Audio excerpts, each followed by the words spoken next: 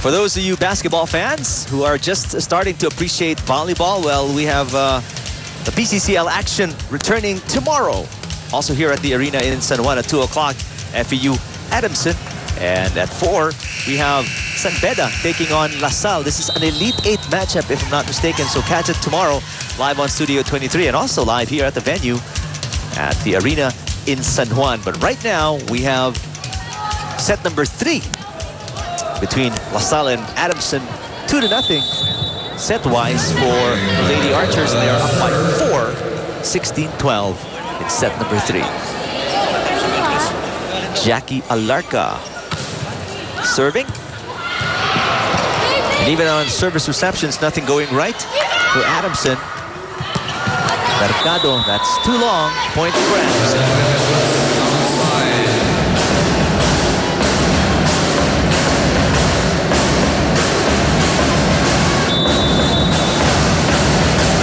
Soriano now in the back row.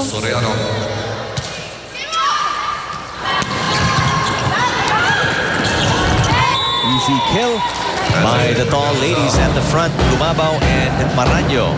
You know, at this point, well, by now, Adamson should already be able to realize that, you know, all of the receptions or defense that they get, nadikit sa net, it would be difficult for Patilano to you know, set it up properly. Aside from that, ang lalaki pa ng blockers ang LaSalle. Speaking of the blockers, take a look there. The punishment they're dishing out to the attackers of Adamson. You almost feel sorry for Adamson at this point. I mean, how can you do something right if you have very skilled and athletic defensive people like that against you? That's right, and I'm sure a lot of people are surprised, you know, with how this game is turning out. Well, I am surprised. Me too.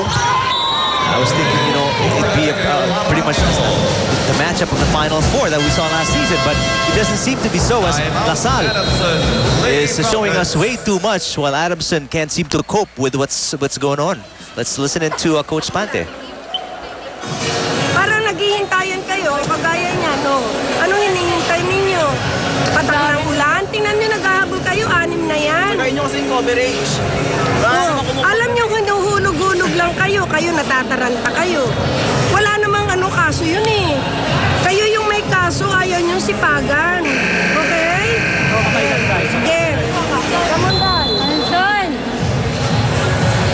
At this point, and I mean, with the going against a team as talented and as skillful as LaSalle, is it a case of sipagan pa nyo ng konti, or is it just a case of being overmatched?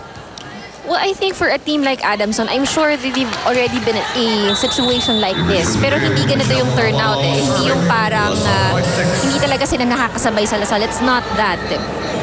So I think I don't know what's really happening with the team, but you know, because I'm wondering, is it because they're not doing well, or is it because the team is just too strong for them? Well, I think it's a factor that you know, LaSalle is a strong team. If you look at the height, LaSalle obviously has the height advantage. Skill-wise, in terms of blocking and offense, LaSalle has it. But you know, again, makulit man if we say it over and over again, but you know, Adamson is a team that's really, really good when it comes to defense. And you know, they say in basketball, the team who's good in defense normally wins the game, right? True. It's just the same here in volleyball. You won't be able to get a kill if at your opponent, like for example, Adamson, will be able to answer all of your offense. But right now, that's what we're not seeing from Adamson. Kumbaga, kung ano yung strength nila is what's missing from their game today. Good argument that I would have to agree on. Let's see if, you know, they can still muster up a little bit of energy to mount a run via their defense. They're down by 5.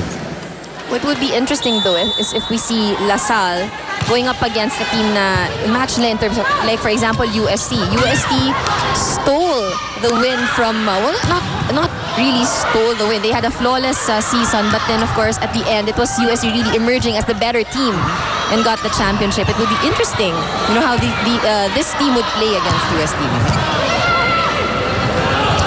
Clash of the Titans, so to speak. But it was a well-deserved win for UST last year. LaSalle scrambling here. They go to Mercado, the push. 21-15, back to a 6-point lead here for LaSalle. Just really clueless with what's happening with Adamson right now. Serving Stephanie Mercado. According to the report earlier, when they started out, that they are well prepared coming into this season, as compared to last, actually, when they had to struggle to make schedule for practices because of Typhoon Ondoy.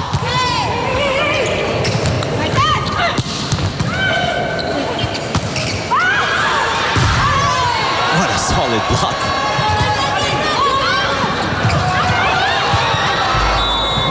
Things are just not going Adamson's way. No matter how hard they try, it's just the luck of LaSalle. Maybe not luck, but it's really LaSalle forcing the points against Adamson.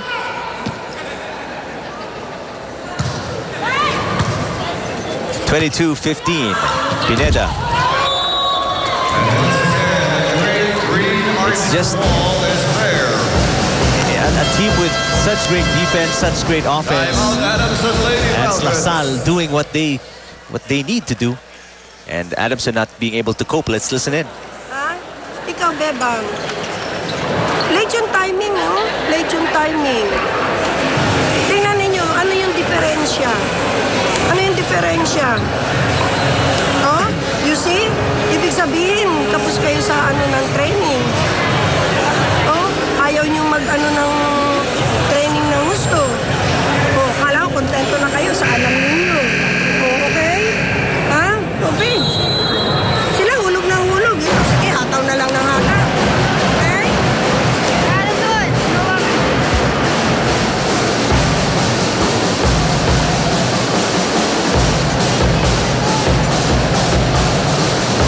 The frustration on the faces of the players, and also in the tone of Coach Dulce Pante, as they have no idea how to solve this problem right now facing them. That's right. Ang hinahanap niya ngayon is diskarte amongst the players, and let's see if they can still try to lengthen this set. But at the rate we're going, and with how LaSalle is playing, siguro may lakad sila after. They wanna go home right away. 24-15. A match point for LaSalle.